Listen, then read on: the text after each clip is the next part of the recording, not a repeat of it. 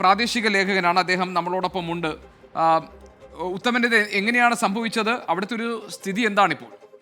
ഈ ആറളം ആദിവാസി പുനരധിവാസ മേഖലയിൽ വർഷങ്ങളായി കാട്ടാന ശല്യം അതിരൂക്ഷമായി തുടരുകയാണ്. 18 പേരെയാണ് ഈ ആറളം ആദിവാസി പുനരധിവാസ മേഖലയിൽ നിന്നും കാട്ടാന ആക്രമിച്ചത്. ഇപ്പോഴത് 20 മാറിയിരിക്കുകയാണ്. 2 പേർ ഇന്ന് ആറളം ഫാമിലെ 13ാം ബ്ലോക്കിലെ കരിക്കൻമുക്ക് പ്രദേശത്ത് അവിടെ കുടിൽകെട്ടി താമസിക്കുന്ന ദമ്പതികൾ അവർ കശുവണ്ടി പെറുക്കുന്നതിന് വേണ്ടി പോയപ്പോഴാണ് കശുവണ്ടി പെറുക്കാൻ വേണ്ടി പോയപ്പോഴാണ് ഈ സംഭവം.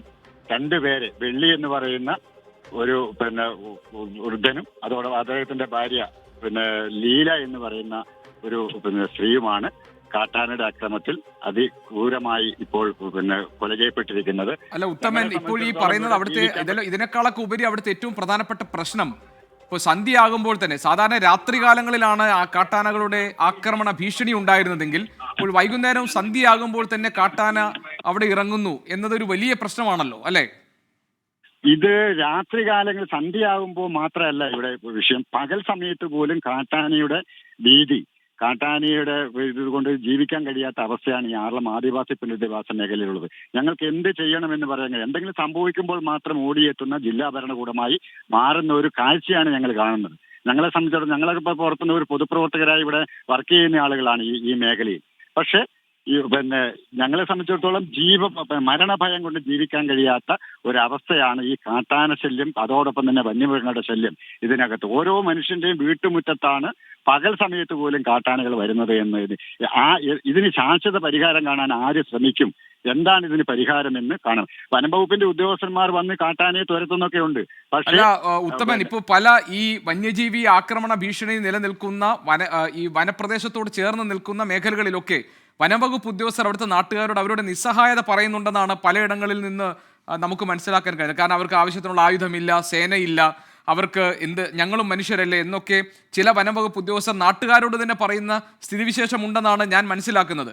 ആ ഒരു നിസ്സഹായ അവസ്ഥ ഈ നമ്മുടെ ആറളത്ത് വനംവകുപ്പ് ഉദ്യോഗസ്ഥർക്കുണ്ടോ? വനം വകുപ്പിന്റെ ആ ഒരു അവസ്ഥ ഇവിടെ എന്ന് പറഞ്ഞാൽ RRT ടീമും കാര്യങ്ങളൊക്കെ, പക്ഷെ അവർക്ക് ആവശ്യമായ സംവിധാനങ്ങൾ ഒരുക്കാൻ ബന്ധപ്പെട്ട വനംവകുപ്പ് തയ്യാറാകുന്നില്ല എന്ന ആക്ഷേപം പണ്ട് മുതലേ ഉണ്ട്. ഞങ്ങളെ സംബന്ധിച്ചിടത്തോളം അത് പാവപ്പെട്ട അതായത് ഡെയിലി വേജസിന് പണിയെടുക്കുന്ന, താൽക്കാലിക അടിസ്ഥാനത്തിൽ പണിയെടുക്കുന്ന വാച്ചർമാരാണ് ഈ ഇത് കാട്ടാനി ഓടിക്കുന്നതിന് വേണ്ടിയിട്ട്. അവർക്ക് സുരക്ഷയില്ല, അവർ എന്ത് ചെയ്യാൻ വേണ്ടി കഴിയും? ഇതിനൊരു ശാശ്വതമായ പരിഹാരം കാണാൻ വനം വകുപ്പിന്റെ ഉന്നത ഉദ്യോഗസ്ഥന്മാർ തയ്യാറാവണമെന്നാണ് ഞങ്ങളെ സംബന്ധിച്ചിടത്തോളം പറയാനുള്ളത്. ഞങ്ങൾക്ക് ജീവിക്കാൻ കഴിയുന്നില്ല. കടുവയൊരു ഭാഗത്ത്, പന്നിയൊരു ഭാഗത്ത്, പുലിയൊരു ഭാഗത്ത്, കാട്ടാന 45ഓളം കാട്ടാനകൾ ഈ പ്രദേശത്ത് തമ്പടിച്ചിട്ടുണ്ട് എന്നാണ് പറയപ്പെടുന്നത്. താങ്കൾ പറഞ്ഞത് ഇത് 20ാമത്തെ രക്തസാക്ഷിയാണ് ഈ കാട്ടാന ആക്രമണത്തിൽ. 20ാമത്തെ രക്തസാക്ഷി എന്ന് നമുക്ക് പറയാം കാട്ടാന ആക്രമണത്തിൽ ആറളം ഫാമിൽ മാത്രം, അല്ലെ? അങ്ങനെയാണെങ്കിൽ ഇതിന് ഒരു പരിഹാരം എന്തായാലും വേണമല്ലോ. അപ്പോൾ ഈ പരിഹാരം ഇപ്പോൾ ആനമതിൽ, അതല്ലെങ്കിൽ ഇലക്ട്രിക് ഫെൻസിങ്, ഇതൊക്കെ മറ്റ് സംസ്ഥാനങ്ങളിൽ, ഇപ്പം നമ്മുടെ തൊട്ടയൽ സംസ്ഥാനങ്ങളിൽ, കർണാടകത്തിൽ, തമിഴ്നാട്ടിൽ ഒക്കെ ഫലപ്രദമായി നടപ്പാക്കിയിട്ടുണ്ട്. ഇവിടെ മാത്രം നടപ്പാക്കാൻ എന്താ പ്രയാസം? ഇവിടെ മാത്രം നടപ്പാക്കാനുള്ള പ്രയാസം എന്തോ, അതാണ് ഞങ്ങളും അങ്ങോട്ട് ചോദിക്കുന്നത്. എന്തുകൊണ്ട് നടപ്പിലാക്കുന്നില്ല? ഇതിന് ശാശ്വത പരിഹാരം കാണാൻ വേണ്ടി സാധിക്കുന്നില്ല. ഈ കാട്ടിനകത്ത് ഈ വന്യമൃഗങ്ങളുടെ താവളത്തിനകത്തേക്ക് പുനരധിവാസ മേഖല കൊണ്ടുവന്നതിന് ഉത്തരവാദി ആരാണ് എന്ന് നമ്മൾ പരിശോധിക്കണം.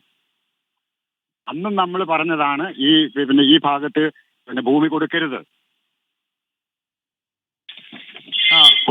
അതായത് ഈ ആദിവാസി പുനരധിവാസത്തിന് ഭൂമി ഇവിടെ കൊടുക്കരുതെന്ന് പറഞ്ഞിരുന്നു, അതാണോ? തീർച്ചയായിട്ടും പറഞ്ഞിരുന്നു. പക്ഷെ അത് അട്ടിമറിക്കപ്പെട്ടു അന്നത്തെ ഗവൺമെന്റിന്റെ കാലത്ത്.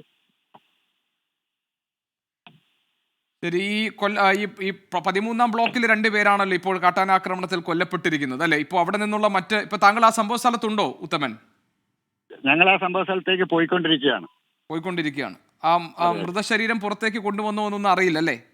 ഇല്ല, മൃതശരീരം പുറത്തേക്ക് കൊണ്ടുപോയി എന്നാണ് ഞങ്ങൾ കരുതുന്നത്. കാരണം ആംബുലൻസ് കടന്നുപോയി ഇങ്ങോട്ട്. കാരണം ഇതിനകത്തേക്ക് ഞങ്ങൾ പുറത്തുനിന്ന് ഇതിനകത്തേക്ക് വരണമെങ്കിൽ എങ്ങനെ വരും? പക്ഷെ ഞങ്ങൾക്ക് വരാതിരിക്കാൻ കഴിയാത്തതുകൊണ്ട് ഞങ്ങൾ പൊതുപ്രവർത്തകർ ഇതിനകത്തേക്ക് ഇപ്പം മനസ്സിലായി. ഈ ഈ വനം ജീവൻ വകുപ്പിന്റെ പണയത്തിന് താൽക്കാലിക ജീവനക്കാരെ ആശ്രയിച്ചിട്ടാണോ അവിടെയുള്ള ഈ ആദിവാസി കുടുംബങ്ങൾ കഴിയുന്നത്? അവരിൽ മാത്രം വിശ്വാസം അർപ്പിച്ച് കഴിയേണ്ട അവസ്ഥയാണോ? ഫോറസ്റ്റിന്റെ സാധാരണ ജീവനക്കാരെയും ആശ്രയിച്ചുകൊണ്ടാണ് ഈ ആനയെ ഓടിക്കാൻ വേണ്ടിയിട്ടുള്ള സംവിധാനം ഉണ്ടാക്കുന്നത്.